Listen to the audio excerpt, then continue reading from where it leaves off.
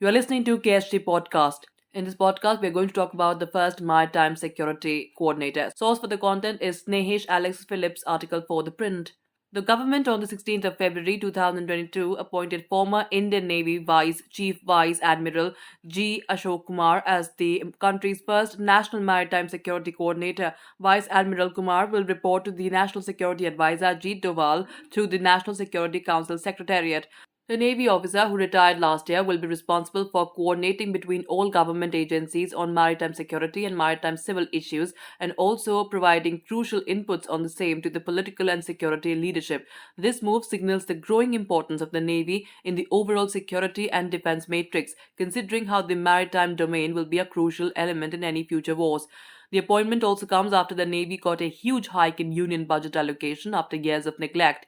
The sad fact is that while the Chinese Navy was planning ahead, the approach of India, which has a coastline of around 7,500 kilometers, did not match up above sea or below. While this is a welcome move, the appointment was made after a gap of 22 long years since it was first recommended. A group of ministers set up in 2000 after the Kargil conflict had first recommended setting up an apex body for the management of maritime affairs. It had said that such a body was needed for institutionalized linkages between the Navy, Coast Guard, and the concerned ministries of the central and the state governments.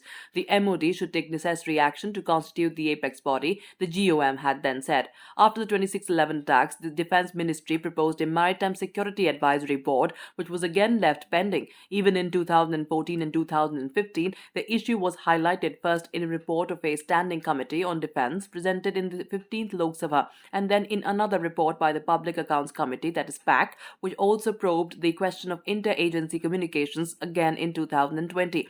It was only on 16th of February 2022 when the proposal that was recommended 22 years ago saw the light of the day. Government sources said that the appointment of Maritime Security Advisor is part of the higher military and security architecture reforms that are being carried out, including the earlier creation of the post of the Chief of Defense Staff.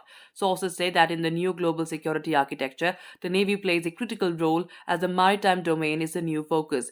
There is no denying that the world is witnessing a new surge in countries strengthening their maritime sector, thanks mainly to an aggressive China, which has the fastest growing navy in the world. Now, talking about the maritime interests of India. For India, the blue waters are indeed critical. According to the Ministry of Shipping, around 95% of India's trading by volume and 70% by value is done through maritime transport. Actually, India's maritime history dates back to 3000 BC, when the inhabitants of the Indus Valley civilization had a maritime trade link with Mesopotamia. While India's maritime prowess has been a key part of its history, it slowly receded to the background. Even on the military front, the Indian Navy had come on record to complain about the lack of budgetary allocations to it, which was affecting their modernization even as China raced ahead. But government sources say efforts are now on to ensure that the Navy gets the right focus. They point out that the capital budget of the Indian Navy has been enhanced by a whopping 44.53%, with a total allocation of 46,323 crore rupees in financial year 2022 to 2023.